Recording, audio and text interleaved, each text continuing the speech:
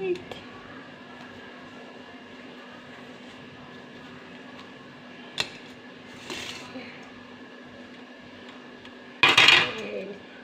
লৈছোঁ আৰু লৈছোঁ এই দুটা ডিম।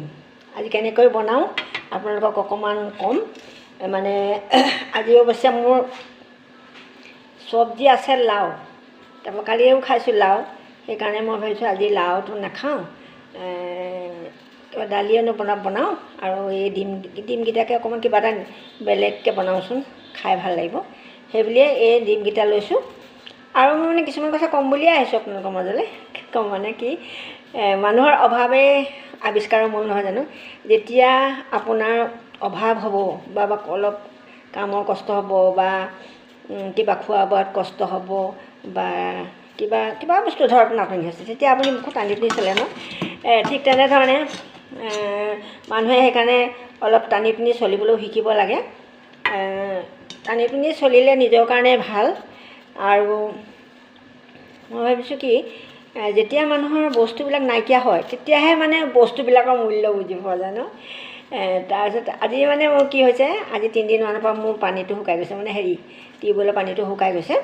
টিউবৱেলৰ পানীটো শুকাই যোৱাৰ কাৰণে মানে মোৰ অলপ পানীৰ অলপ কষ্ট হৈছে যদিও অলপ কমকৈ আহি আছে। মানে পানীটো মানে শুকাই যোৱাৰ কাৰণটো মই সুধিলোঁ মিস্ত্ৰীক, কৈছে কি তলত পানী শুকাই গৈছে, বৰষুণ নাই যে বাইদেউ, সেইকাৰণে বোলে পানীটো শুকাই গৈছে। কথাটো হয় বাৰু, আজি 6-7 মাহমান বৰষুণেই নাই, গতিকে আমি পানীকৈ থাকিলে কি নহ'ব, পানীনো তলত কিমান আছে কিমান নাই নাজানো। আজিকালি চবৰে ঘৰতে ছামাৰচেবল হৈছে, ছামাৰচেবল হোৱাৰ কাৰণে অলপ যাৰ মানে টিউবৱেল আছে বা পুখুৰী আছে কাষত, সেই ছামাৰচেবলে টানে বুলি কোৱা শুনিছোঁ। তাৰমানে বস্তুটো বৰিঙে টানি পেলাই বুলি কোৱা শুনিছোঁ দেই, সঁচানে মিছা নাজানো। কিন্তু মই ভাবিছোঁ বৰষুণ দিলে পানীৰ অভাৱবিলাক পূৰণ হ'ব। পুখুৰীবিলাকো শুকাই গৈছে, জান জুৰি চব শুকাই গৈছে। গতিকে আজি মানে সেইকাৰণে মই মানে কি কৈছোঁ, পানীটো অলপ কমকৈ পেলাবলৈ যত্ন কৰিছোঁ। কাৰণ কেলৈ, পানীটো আগতে মই কি কৰোঁ জানে, পানীবোৰ সৰহকৈ পেলাওঁ। তাৰমানে সৰহকৈ পেলাওঁ মানে কি আৰু, অভাৱ নোহোৱাকৈ বস্তুবিলাক ব্যৱহাৰ কৰোঁ। যেনেকৈ গেছটো নাইকিয়া হ'লে মানে আমি খুব টানো যে আজি কাইলৈ মানে গেছ শেষ হ'ব নেকি, আজি এখনেই বনাই থওঁ তৰকাৰী, বা পানীকণ গৰম নকৰাকৈ খাওঁচোন, আজি ঠাণ্ডা পানীকৈ খাওঁ, তেনেকুৱা কিছুমান আহি যায়। তাৰপিছত ভাজিকৈ এখন কৰিলোঁ, ধৰা দালিয়াকৈ এখন বনালোঁ, তাৰপিছত এনেকৈ খুব কমকৈ মানে কাম কিছুমান কৰা যায়। ঠিক তেনেধৰণে মানুহবিলাকৰ যেতিয়া বস্তুবোৰ নাইকিয়া হয় তেতিয়াহে অভাৱৰ কথাটো বুজা যায় আৰু কেনেকৈ চলিব লাগে কিছুমান কথা শিকাও যায়, নহয় জানো। সেইকাৰণে মই ভাবিছোঁ আজি মোৰ পানী নাই, পানী আছে, পানী কমকৈ চলাবলৈ শিকিছোঁ দেই। পানী কমকৈ পৰিছে, ফিল্টাৰত কমকৈ পৰিছে, সেইকাৰণে মই পানী অলপ কমকৈ চলাইছোঁ। গতিকে সেইকাৰণে মই কৈছোঁ আপোনালোকেও কিছুমান কথা চিন্তা কৰিব।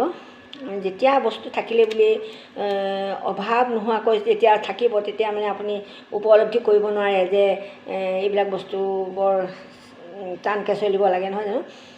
কিন্তু মই ভাবোঁ কিছুমান কথা, মই আজি এওঁকো কৈছোঁ যে মানুহে যেতিয়া অভাৱ হয় তেতিয়াহে কিছুমান কথা শিকা যায়, নহয় জানো। গতিকে তুমি চিন্তা নকৰিবা, পানীটো ওলাব। এওঁ খুব চিন্তা কৰি আছে, পানীটো সৰহকৈ ওলাব। মই বোলো পানীটো সৰহকৈ ওলাব মানে পানী যেতিয়া বৰষুণ দিব তেতিয়া পৰা সৰহকৈ ওলাই যাব, নহয় জানো। সেইকাৰণে ভগৱানক প্ৰাৰ্থনা কৰি আছোঁ, প্ৰভু বৰষুণ যাক যাতে আহে, কেতিয়া দিব জানো বৰষুণ। এইকেইটা ডিমকেইটা বইল কৰিলোঁ আৰু এয়া আলু বইল কৰি ল'লোঁ। তাৰপিছত মই এতিয়া চাওক আপোনালোকে কি কৰোঁ, মই আপোনালোকক দেখাই আছোঁ। সৰু কাটি ল'লোঁ, এনেকৈ সৰুকৈ কাটি ল'লোঁ। তাৰপিছত এয়া পিঁয়াজ কাটি ল'লোঁ কুচি কৰি, এয়া আলুবিলাক কাটি লৈছোঁ। তাৰপিছত তেল অকণ সৰহকৈ দিম, দি পেলাই মানে প্ৰথমতে আলুখিনি ভাজি ল'ম, তাৰপিছতে কণীখিনি দিম, পিঁয়াজখিনি ভাজি ল'ম, তাৰপিছতে আলুখিনি দিম, তাৰপিছতে ডিমখিনি দি লৰচৰ কৰি দিম। চাব কেনেকুৱা ধুনীয়া টেষ্টি হয় খাবলৈ। আপোনালোকক বনোৱাৰ পিছত দেখাম বাৰু।